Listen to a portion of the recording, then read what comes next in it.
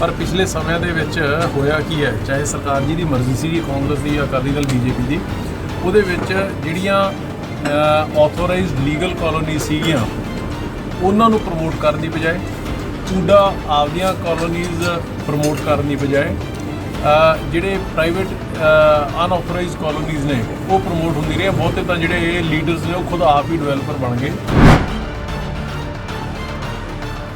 ਜਦੋਂ ਵੋਟਾਂ ਦਾ ਟਾਈਮ ਆਉਂਦਾ ਸੀਗਾ ਜਾਂ ਨੋਟਾਂ ਦਾ ਟਾਈਮ ਆਉਂਦਾ ਸੀਗਾ ਉਦੋਂ ਉਹਨਾਂ ਨੂੰ ਰੈਗੂਲਰਾਈਜ਼ ਕਰ ਦਿੱਤਾ ਜਾਂਦਾ ਸੀਗਾ ਤੇ ਉਨੀਆਂ ਹੀ ਜਾਂ ਉਸ ਤੋਂ ਦੁੱਗਣੀਆਂ ਹੀ ਅਨਆਥੋਰਾਈਜ਼ਡ ਕਾਲੋਨੀਜ਼ ਹੋਰ ਮਸ਼ਹੂਰ ਹੋ ਜਾਂਦੀਆਂ ਸੀਗੀਆਂ। ਹੁਣ ਉਸ ਪਾਰਟੀਕੂਲਰ ਸਕੂਲ ਦੇ ਵਿੱਚ ਸਟਾਫ ਦੀ ਸ਼ਾਰਟੇਜ ਕਰਕੇ ਪਿੰਡ ਵਾਲਿਆਂ ਨੇ ਉਹ ਸਕੂਲ ਹੈ ਜਿਹੜਾ ਉਹ ਲੌਕਅਪ ਕਰ ਦਿੱਤਾ, ਉਹ ਬੰਦ ਕਰ ਦਿੱਤਾ।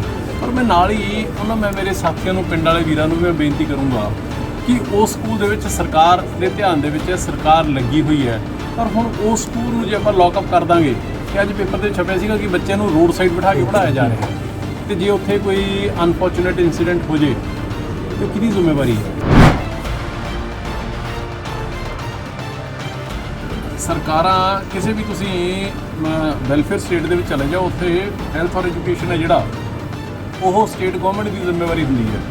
ਬਟ ਅਨਫੋਰਚੂਨੇਟਲੀ ਪਿਛਲੇ ਲੰਬੇ ਸਮੇਂ ਦੇ ਵਿੱਚ ਸਮੇਂ ਦੀਆਂ ਪੰਜਾਬ ਦੀਆਂ ਸਰਕਾਰਾਂ ਹੈਲਥ ਔਰ ਐਜੂਕੇਸ਼ਨ ਸਿਸਟਮ ਦੋਨਾਂ ਤੋਂ ਆਪਦੀ ਜ਼ਿੰਮੇਵਾਰੀ ਤੋਂ ਭੱਜ ਚੁੱਕੀਆਂ, ਜਿਹਦੀ ਵਜ੍ਹਾ ਕਰਕੇ ਐਜੂਕੇਸ਼ਨ ਸਿਸਟਮ ਦਾ ਇਹ ਹਾਲਾਤ ਹੋ ਗਏ।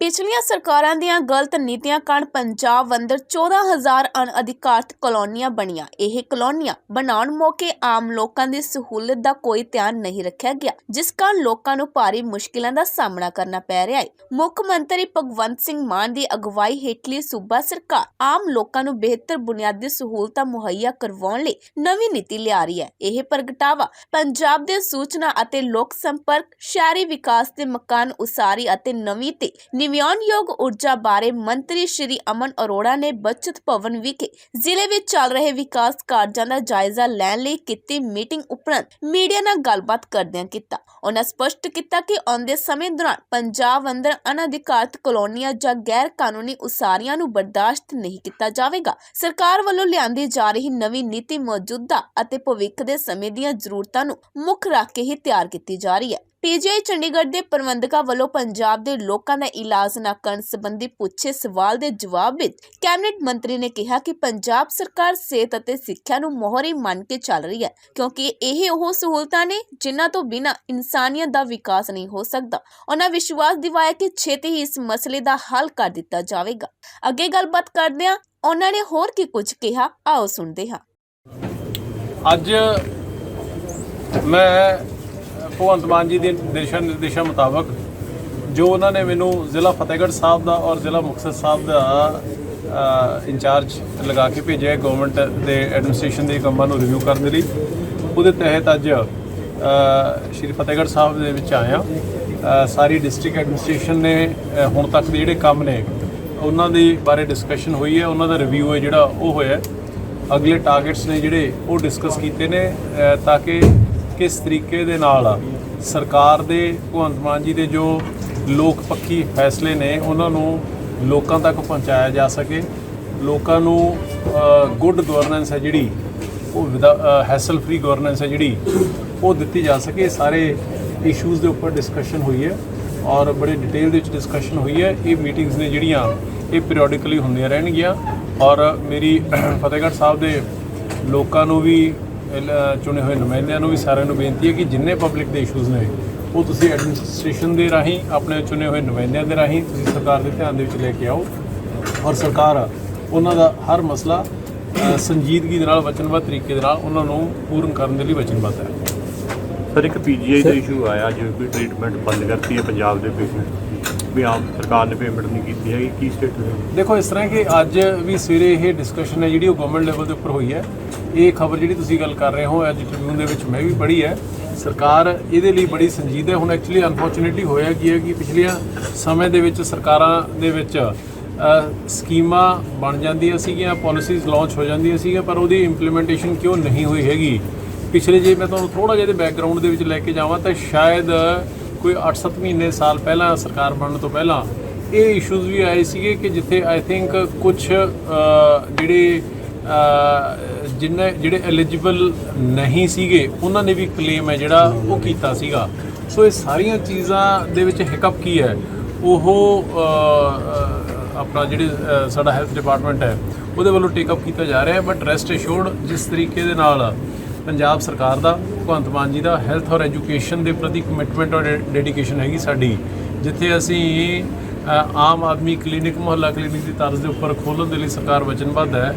ਇਹ ਜਿਹੜੇ ਇਸ਼ੂਜ਼ ਨੇ ਜਾਂ ਲੈਪਸਿਸ ਨੇ ਇਹ ਬੜੀ ਹੀ ਜਲਦੀ ਹੀ ਦੂਰ ਹੋ ਜਾਣਗੇ। ਸਰ, ਜਿਹੜੇ ਪ੍ਰਾਪਰਟੀ ਡੀਲਰਸ ਨੇ, ਕੋਲੋਨਾਈਜ਼ਰਸ ਨੇ, RWs ਨੇ, they are protesting against the present rules and regulations. You are bringing something new. ਨਹੀਂ, which rules are you talking of? Illegal colonies regarding. ਹਾਂ, ਉਹਦੇ 'ਚ ਇਸ਼ੂ ਇਹ ਹੈ ਕਿ ਪਿਛਲੇ ਲੰਬੇ ਸਮੇਂ ਤੋਂ ਸਮੇਂ ਦੀਆਂ ਸਰਕਾਰਾਂ, ਮੈਂ ਬਹੁਤੀ ਕੋਈ ਡਿਟੇਲ ਦੇ ਵਿੱਚ ਜਾਂ ਇਲਜ਼ਾਮ ਤਰਾਸ਼ੀਆਂ ਦੇ ਵਿੱਚ ਮੈਂ ਜਾਣਾ ਨਹੀਂ ਚਾਹੁੰਦਾ ਹੈਗਾ, ਪਰ ਪਿਛਲੇ ਸਮਿਆਂ ਦੇ ਵਿੱਚ ਹੋਇਆ ਕੀ ਹੈ, ਚਾਹੇ ਸਰਕਾਰ ਜੀ ਦੀ ਮਰਜ਼ੀ ਸੀ, ਕਾਂਗਰਸ ਦੀ ਜਾਂ ਅਕਾਲੀ ਦਲ BJP ਦੀ, ਉਹਦੇ ਵਿੱਚ ਜਿਹੜੀਆਂ ਆਥੋਰਾਈਜ਼ਡ ਲੀਗਲ ਕਾਲੋਨੀ ਸੀਗੀਆਂ ਉਹਨਾਂ ਨੂੰ ਪ੍ਰਮੋਟ ਕਰਨ ਦੀ ਬਜਾਏ, ਪੂਡਾ ਆਪਦੀਆਂ ਕਾਲੋਨੀਜ਼ ਪ੍ਰਮੋਟ ਕਰਨ ਦੀ ਬਜਾਏ, ਜਿਹੜੇ ਪ੍ਰਾਈਵੇਟ ਅਨਆਥੋਰਾਈਜ਼ਡ ਕਾਲੋਨੀਜ਼ ਨੇ ਉਹ ਪ੍ਰਮੋਟ ਹੁੰਦੀ ਰਹੀ। ਬਹੁਤੇ ਤਾਂ ਜਿਹੜੇ ਲੀਡਰਸ ਨੇ ਉਹ ਖੁਦ ਆਪ ਹੀ ਡਿਵੈਲਪਰ ਬਣ ਗਏ, ਜਿਹਦੀ ਵਜ੍ਹਾ ਕਰਕੇ ਇਲੀਗਲ ਕਾਲੋਨੀਜ਼ ਦੀ ਮਸ਼ਰੂਮਿੰਗ ਹੈ ਜਿਹੜੀ ਉਹ ਹੋ ਚੁੱਕੀ ਹੈ। 14,000 ਅਨਆਥੋਰਾਈਜ਼ਡ ਕਾਲੋਨੀਜ਼ ਨੇ ਜਿਹੜੀਆਂ ਉਹ ਪੰਜਾਬ ਦੇ ਵਿੱਚ ਮਸ਼ਰੂਮਿੰਗ ਉਹਨਾਂ ਦੀ ਹੋ ਚੁੱਕੀ। ਹੁਣ ਉਹਨਾਂ 'ਚ ਕਈ ਥਾਵਾਂ 'ਤੇ ਸਿਚੁਏਸ਼ਨ ਇਹ ਵੀ ਹੈ ਕਿ ਕਿਤੇ ਕੁਝ ਫਾਇਰ ਟ੍ਰੈਜਡੀ ਹੋ ਜਾਏ ਤਾਂ ਉੱਥੇ ਐਂਬੂਲੈਂਸ ਵੀ ਨਹੀਂ ਪਹੁੰਚ ਸਕਦੀ ਹੈਗੀ। ਸੋ ਇਹਨਾਂ ਸਾਰੀਆਂ ਚੀਜ਼ਾਂ ਨੂੰ ਮੱਦੇਨਜ਼ਰ ਰੱਖਦੇ ਹੋਏ ਔਰ ਇਹ ਸਾਰੇ ਮੈਸਅਪ ਨੂੰ ਇੱਕ ਵਾਰੀ ਸੌਟ ਆਊਟ ਕਰਨ ਦੇ ਲਈ ਗਵਰਨਮੈਂਟ ਪਾਲਿਸੀ ਬਣਾ ਰਹੀ ਹੈ। ਸਾਡੇ 3-4 ਡਿਪਾਰਟਮੈਂਟ ਲੱਗੇ ਹੋਏ ਨੇ ਤੇ ਉਹ ਪਾਲਿਸੀ ਇਸ ਹਿਸਾਬ ਨਾਲ ਕਿ ਪਿਛਲਾ ਸਾਰਾ ਜਿਹੜਾ ਹੈਗਾ ਉਹਨਾਂ ਨੂੰ ਲੋਕਾਂ ਨੂੰ, ਉਹ ਆਮ ਲੋਕਾਂ ਨੇ ਬੇਸਿਕਲੀ ਗਲਤੀ ਸਰਕਾਰਾਂ ਦੀ ਉਸ ਸਮੇਂ ਦੀ, ਤੇ ਜਦੋਂ ਵੋਟਾਂ ਦਾ ਟਾਈਮ ਆਉਂਦਾ ਸੀਗਾ ਜਾਂ ਨੋਟਾਂ ਦਾ ਟਾਈਮ ਆਉਂਦਾ ਸੀਗਾ ਉਦੋਂ ਉਹਨਾਂ ਨੂੰ ਰੈਗੂਲਰਾਈਜ਼ ਕਰ ਦਿੱਤਾ ਜਾਂਦਾ ਸੀਗਾ ਤੇ ਉਨੀਆਂ ਹੀ ਜਾਂ ਉਸ ਤੋਂ ਦੁੱਗਣੀਆਂ ਹੀ ਅਨਆਥੋਰਾਈਜ਼ਡ ਕਾਲੋਨੀਜ਼ ਹੋਰ ਮਸ਼ਰੂਮ ਹੋ ਜਾਂਦੀਆਂ ਸੀਗੀਆਂ। ਸੋ ਇਹ ਸਾਰੇ ਸਿਸਟਮ ਨੂੰ, ਮੈਸਅਪ ਨੂੰ ਦਰੁਸਤ ਕਰਨ ਦੇ ਲਈ ਸਰਕਾਰ ਲੱਗੀ ਹੋਈ ਹੈ ਔਰ ਬੜੀ ਜਲਦੀ ਹੀ ਇਹਦੇ ਬਾਰੇ ਇੱਕ ਬੜੀ ਕੰਸੋਲੀਡੇਟਡ ਪਾਲਿਸੀ ਹੈ ਜਿਹੜੀ ਉਹ ਹੁਣ ਤੱਕ ਜੋ ਹੋ ਚੁੱਕਿਆ ਉਹਦੇ ਬਾਰੇ ਵੀ, ਤੇ ਅੱਗੇ ਨੂੰ ਕੀ ਹੋਊਗਾ ਸਟੇਟ ਦੇ ਵਿੱਚ ਉਹਦੇ ਬਾਰੇ ਬੜੀ ਕੰਸੋਲੀਡੇਟਡ ਪਾਲਿਸੀ ਹੈ ਜਿਹੜੀ ਉਹ ਲੈ ਕੇ ਆ ਰਿਹਾ। ਪਰ let me make it very clear ਕਿ ਇਨ ਫਿਊਚਰ ਨਾ ਕੋਈ ਅਨਆਥੋਰਾਈਜ਼ਡ ਕਾਲੋਨੀ, ਨਾ ਕੋਈ ਅਨਆਥੋਰਾਈਜ਼ਡ ਸਟਰਕਚਰ ਉਹ ਅਲਾਉ ਨਹੀਂ ਕੀਤਾ ਜਾਊਗਾ, ਕਿਉਂਕਿ ਜੇ ਇਹ ਕੰਮ ਨਾ ਰੁਕਿਆ ਤੇ ਪੰਜਾਬ, ਸਾਰਾ ਪੰਜਾਬ ਹੈ, ਸਾਰੀ ਦੁਨੀਆ ਅਰਬਨ ਤੇ ਪਲਾਨਡ ਡਿਵੈਲਪਮੈਂਟ ਵੱਲ ਚੱਲ ਰਹੀ ਹੈ ਤੇ ਆਪਾਂ ਅਨਪਲਾਨਡ ਕੰਕਰੀਟ ਜੰਗਲ ਵੱਲ ਜੇ ਚੱਲਦੇ ਰਹਾਂਗੇ ਇਸੇ ਤਰੀਕੇ ਦੇ ਨਾਲ ਤੇ ਫਿਰ ਲਾਈਫ ਹੈ ਜਿਹੜੀ ਉਹ ਬੈਡ ਤੋਂ ਵਰਸ ਹੁੰਦੀ ਜਾਊਗੀ, ਕਿਉਂਕਿ ਅਨਪਲਾਨਡ ਦੇ ਵਿੱਚ ਨਾ ਉੱਥੇ ਕੋਈ ਸੀਵਰੇਜ ਵਾਟਰ ਸਪਲਾਈ ਦੀ ਪ੍ਰੋਪਰ ਪਲੈਨਿੰਗ ਹੋ ਸਕਦੀ ਹੈ, ਨਾ ਉੱਥੇ ਕੋਈ ਸਟਾਰਮ ਵਾਟਰ ਦੀ ਪਲੈਨਿੰਗ ਹੋ ਸਕਦੀ ਹੈ, ਨਾ ਉੱਥੇ ਟ੍ਰੈਫਿਕ ਪਾਰਕਿੰਗ ਦੀ ਕੋਈ ਪਲੈਨਿੰਗ ਹੋ ਸਕਦੀ ਹੈ। ਸੋ ਇਸ ਕਰਕੇ ਆਪਾਂ ਨੂੰ ਸਾਰਿਆਂ ਨੂੰ ਉਸ ਪਾਸੇ ਚੱਲਣਾ ਪਊਗਾ ਤੇ ਸਰਕਾਰ ਇਸ ਦੇ ਲਈ ਵਚਨਬੱਧ ਹੈ। ਬਾਅਦ ਸੀਰੀਅਸਲੀ ਫਿਰ VC ਸਾਹਿਬ ਦੇ ਨਹੀਂ, ਦੇਖੋ ਇਹ ਜਿਹੜਾ ਅੱਜ ਮੈਂ ਵੀ ਖਬਰ ਪੜ੍ਹੀ ਹੈ ਕਿ CM ਸਾਹਿਬ ਨਾਲ ਉਹਨਾਂ ਦਾ ਜਿਹੜਾ ਹੈਗਾ ਰਾਬਤਾ ਉਹ ਬਣਿਆ ਹੋਇਆ। ਹੁਣ ਉਹ ਕੀ ਬਣਿਆ ਹੋਇਆ ਉਹ ਤਾਂ CM ਸਾਹਿਬ ਜਾਂ ਰਾਜ ਬਹਾਦਰ ਜੀ ਦੱਸ ਸਕਦੇ ਨੇ। ਇੱਕ ਸਰ ਐਜੂਕੇਸ਼ਨ ਰਿਲੇਟਡ ਹੈ ਵੀ ਤੁਹਾਡੇ ਏਰੀਆ ਸੰਗਰੂਰ ਪ੍ਰੋਟੈਸਟ ਕਰ ਰਹੇ ਆ, ਸਕੂਲ ਨੂੰ ਲੌਕ ਕਰਕੇ ਹੈਗਾ, ਵੀ ਉਹਦਾ ਕੀ ਹੈਗਾ ਜੀ ਰੀਜ਼ਨ? ਦੇਖੋ ਇਸ ਤਰ੍ਹਾਂ ਹੈ ਕਿ let me make it very clear, ਹੁਣ ਤੱਕ ਸਰਕਾਰਾਂ ਕਿਸੇ ਵੀ ਤੁਸੀਂ ਵੈਲਫੇਅਰ ਸਟੇਟ ਦੇ ਵਿੱਚ ਚਲੇ ਜਾਓ, ਉੱਥੇ ਹੈਲਥ ਔਰ ਐਜੂਕੇਸ਼ਨ ਹੈ ਜਿਹੜਾ ਉਹ ਸਟੇਟ ਗਵਰਨਮੈਂਟ ਦੀ ਜ਼ਿੰਮੇਵਾਰੀ ਹੁੰਦੀ ਹੈ।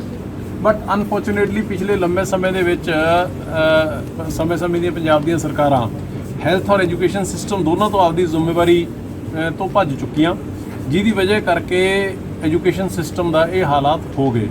ਜੇ ਮੈਂ ਪਿਛਲੇ 15 ਸਾਲ ਦਾ ਤੁਹਾਨੂੰ ਰਿਕਾਰਡ ਦੱਸਣਾ ਸ਼ੁਰੂ ਕਰਾਂ ਤੇ 2 ਸੈਕਟਰਸ ਉਹ ਨੇ, ਹੈਲਥ ਔਰ ਐਜੂਕੇਸ਼ਨ, ਜਿੱਥੇ ਗਵਰਨਮੈਂਟ ਵੱਲੋਂ ਸਪੈਂਡਿੰਗ ਪੂਰੇ ਮੁਲਕ ਦੇ ਵਿੱਚੋਂ ਪੰਜਾਬ ਦੇ ਸਪੈਂਡਿੰਗ ਸਭ ਤੋਂ ਘੱਟ ਸੀਗੀ।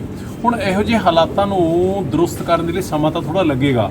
ਹੁਣ ਉਸ ਪਾਰਟਿਕੂਲਰ ਸਕੂਲ ਦੇ ਵਿੱਚ ਸਟਾਫ ਦੀ ਸ਼ਾਰਟੇਜ ਕਰਕੇ ਪਿੰਡ ਵਾਲਿਆਂ ਨੇ ਉਹ ਸਕੂਲ ਹੈ ਜਿਹੜਾ ਉਹ ਲੌਕਅਪ ਕਰ ਦਿੱਤਾ, ਉਹ ਬੰਦ ਕਰ ਦਿੱਤਾ। ਪਰ ਮੈਂ ਨਾਲ ਹੀ ਮੈਂ ਮੇਰੇ ਸਾਥੀਆਂ ਨੂੰ, ਪਿੰਡ ਵਾਲੇ ਵੀਰਾਂ ਨੂੰ ਵੀ ਮੈਂ ਬੇਨਤੀ ਕਰੂੰਗਾ ਕਿ ਉਸ ਸਕੂਲ ਦੇ ਵਿੱਚ ਸਰਕਾਰ ਦੇ ਧਿਆਨ ਦੇ ਵਿੱਚ ਸਰਕਾਰ ਲੱਗੀ ਹੋਈ ਹੈ, ਪਰ ਹੁਣ ਉਸ ਸਕੂਲ ਨੂੰ ਜੇ ਆਪਾਂ ਲੌਕਅਪ ਕਰ ਦਾਂਗੇ ਤੇ ਅੱਜ ਪੇਪਰ ਦੇ ਛਪਿਆ ਸੀਗਾ ਕਿ ਬੱਚਿਆਂ ਨੂੰ ਰੋਡ ਸਾਈਡ ਬਿਠਾ ਕੇ ਪੜ੍ਹਾਇਆ ਜਾ ਰਿਹਾ, ਤੇ ਜੇ ਉੱਥੇ ਕੋਈ ਅਨਫੋਰਚੂਨੇਟ ਇਨਸੀਡੈਂਟ ਹੋ ਜੇ ਤੇ ਉਹ ਕਿਹਦੀ ਜ਼ਿੰਮੇਵਾਰੀ ਹੈ? ਸੋ ਮੇਰੇ ਕਹਿਣ ਦਾ ਮਤਲਬ ਇਹ ਹੈ ਕਿ ਹਰੇਕ ਗੱਲ ਦਾ, ਹਰੇਕ ਕੰਮ ਦਾ ਸਲਿਊਸ਼ਨ ਇਹ ਨਹੀਂ ਹੈ ਕਿ ਤਾਲਾ ਮਾਰ ਦਿਓ। ਹਰੇਕ ਕੰਮ ਦਾ, ਹਰੇਕ ਗੱਲ ਦਾ ਸੋਲੂਸ਼ਨ ਇਹ ਨਹੀਂ ਹੈ ਕਿ ਆਪਾਂ ਸੜਕ ਰੋਕ ਕੇ ਬੈਠ ਜਾਓ। ਹਰੇਕ ਗੱਲ ਦਾ ਸੋਲੂਸ਼ਨ ਇਹ ਨਹੀਂ ਹੈ ਕਿ ਆਪਾਂ ਪ੍ਰੋਟੈਸਟ ਸ਼ੁਰੂ ਕਰ ਦਿਓ। ਹਰੇਕ ਚੀਜ਼ ਨੂੰ ਸਿਸਟਮੈਟਿਕ ਤਰੀਕੇ ਦੇ ਨਾਲ ਸਰਕਾਰ ਦਰੁਸਤ ਕਰਨ ਲੱਗੀ ਹੋਈ ਹੈ, ਪਰ ਉਹ ਜੇ ਆਪਾਂ ਕਹੀਏ ਵੀ ਅੱਜ ਹੀ ਸਾਰਾ ਕੁਝ ਹੋ ਜੇ, ਇਹ ਪੋਸੀਬਲ ਨਹੀਂ ਹੈ। ਸਰਕਾਰ, ਭਗਵੰਤ ਮਾਨ ਜੀ ਪੂਰੀ ਇਮਾਨਦਾਰੀ ਦੇ ਨਾਲ ਦਿਨ ਰਾਤ ਇੱਕ ਕਰਨ ਆਪਦੀ ਟੀਮ ਦੇ ਨਾਲ ਲੱਗੇ ਹੋਏ ਨੇ। ਸਮਾਂ ਥੋੜਾ ਜਿਹਾ ਲੱਗੇਗਾ, ਪਰ ਸਿਸਟਮ ਇਹੋ ਜਿਹਾ ਕੋਈ ਨਹੀਂ ਹੈ ਹੁਣ ਤੱਕ ਪੰਜਾਬ ਨੂੰ ਇਹਨਾਂ ਹਾਲਾਤਾਂ ਦੇ ਵਿੱਚ ਜਾਂ ਇਸ ਸਿਸਟਮ ਨੂੰ ਖਤਮ ਕਰਨ ਦੇ ਵਿੱਚ ਵੀ ਲੋਕਾਂ ਦਾ ਤੇ ਲੀਡਰਾਂ ਨਹੀਂ ਕੀਤਾ। ਤੇ ਇਹਨੂੰ ਚੰਗੀਆਂ ਨੀਤਾਂ ਵਾਲੇ, ਸਾਫ਼ ਨੀਤੀਆਂ ਵਾਲੇ ਲੋਕ ਨੇ ਜਿਹੜੇ ਉਹੀ ਦਰੁਸਤ ਕਰਨਗੇ ਤੇ ਲੱਗੇ ਹੋਇਆ ਸੀ। ਏਵਨ ਮੀਡੀਆ ਲਈ ਸ਼੍ਰੀ ਫਤਿਹਗੜ੍ਹ ਸਾਹਿਬ ਤੋਂ ਬਹਾਦਰ ਸਿੰਘ ਟਿਵਾਣਾ ਦੀ ਖਾਸ ਰਿਪੋਰਟ।